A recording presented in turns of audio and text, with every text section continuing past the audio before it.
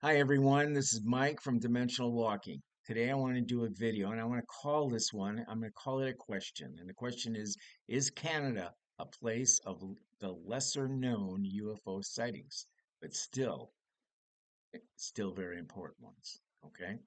So Canada's vast wilderness and sparsely populated regions have long been a hotspot for unexplained aerial phenomena.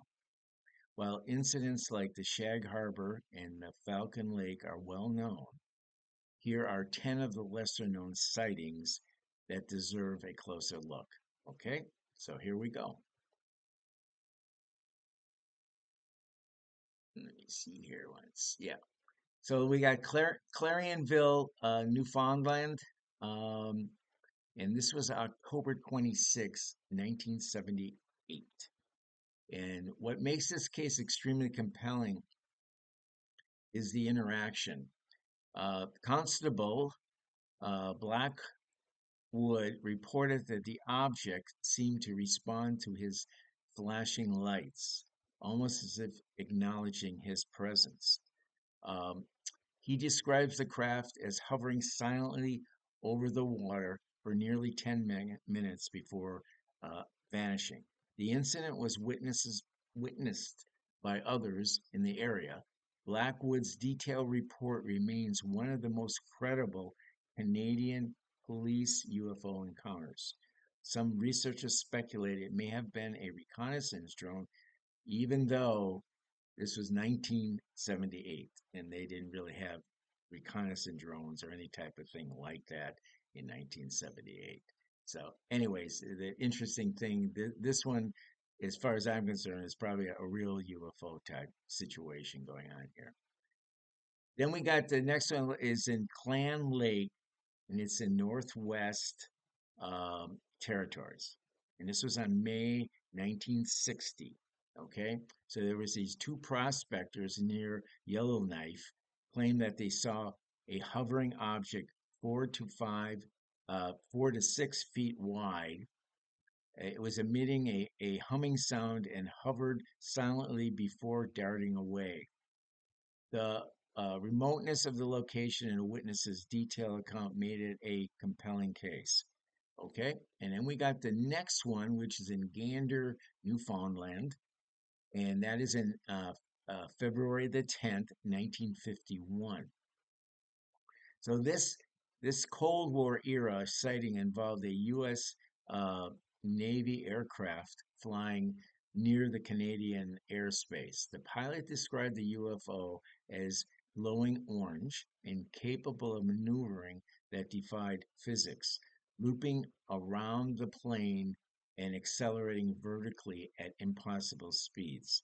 The encounter was logged in the military records, but never publicly explained. Some theorists suggest it may have been an early test of an exotic propulsion system, while others point to the proximity to Gander, to the transatlantic flight patterns as a possible attractor to the surveillance by unknown intelligence. Okay, and again, yeah, I guess it could be something exotic, but this was a long time ago. This was 1951. Jesus, now it's like 74 years ago or something. I just have a hard time thinking we had something that sophisticated that could do those things. Next one is Newfoundland police encounter. Two brightly colored flying objects were tracked by local police. The objects moved erratically and disappeared suddenly. The incident was documented in a government report obtained by the Freedom of Information request, adding credibility to the sightings. Then we have something, a passenger jet encounter more recent in December 2018. So there was this commercial flight over eastern Canada reported this bright green flying object that flew into a cloud and vanished. The crew filed a report with the Federal Transportation Authorities. The sighting was part of a trove of over 500 reports released by the Canadian government. And I think that was a fairly recent release, maybe about 5 years ago, if I remember correctly. Um, And then there was the next one was Yukon shoot down. Now this is an interesting one because as you probably remember in 2023 we had this whole Chinese balloon thing. And that balloon kind of came through Canada, or it did, in theory, can't come through Canada. Alaska, I think it was Canada. Then it went down like the east coast of the, or through the Midwest. Then it went down the east coast of the United States. But this may be actually something different, even though the time frame is real close. Okay, this incident made headlines briefly before vanishing from public discourse. The object was described as cylindrical and metallic.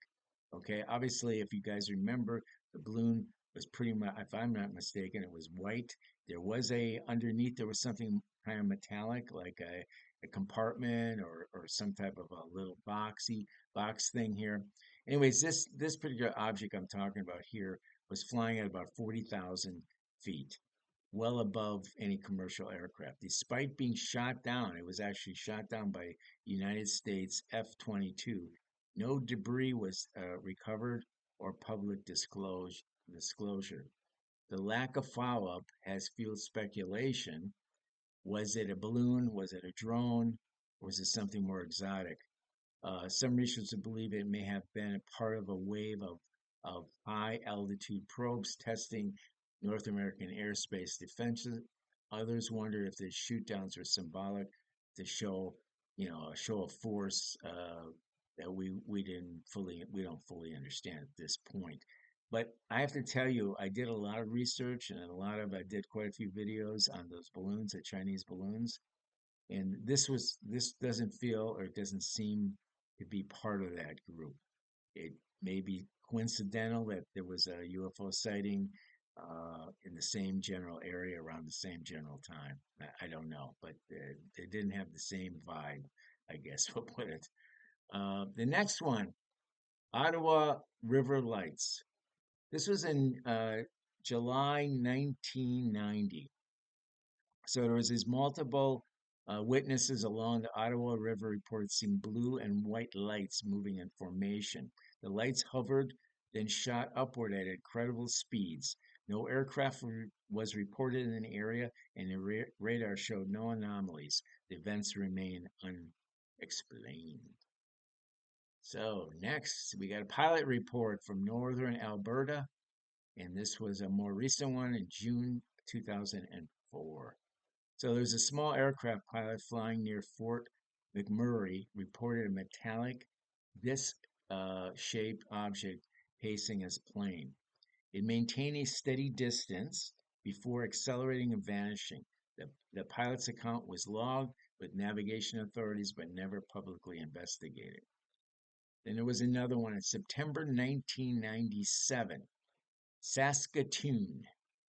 And this is called the Saskatoon Orb. The changing colors of the orb, blue, red, and green, suggested plasma-like behavior, often reported in other global sightings. Witnesses describe a sense of stillness during the event as it timed slowly. As well as the witnesses actually felt time had slowed down. One of the amateur astronomers noted that the object movement didn't match any known satellite or aircraft trajectory. The orb's silence and sudden disappearance left many shaken. Some theorists link such orbs to Earth's magnetic anomalies, while others propose that it may have been probes gathering environmental data or monitoring human activity. That's assuming that's aliens. Okay. So that's pretty interesting. And then we got kind of the last one here is Lake uh, uh, Timakaming Triangle. I'm sure I'm pronouncing it wrong. Sorry for you Canadians. Okay, I'm sure you will correct me, and that's fine.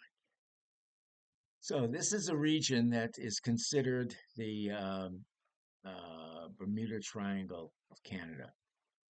So there's been all kinds of different things that happen here. It's kind of a missing time area, strange lights, and even alleged abductions. So, and 19, one of these is in 1982, accounted about a couple who claimed their car was stalled near the lake as a triangular craft hovered overhead.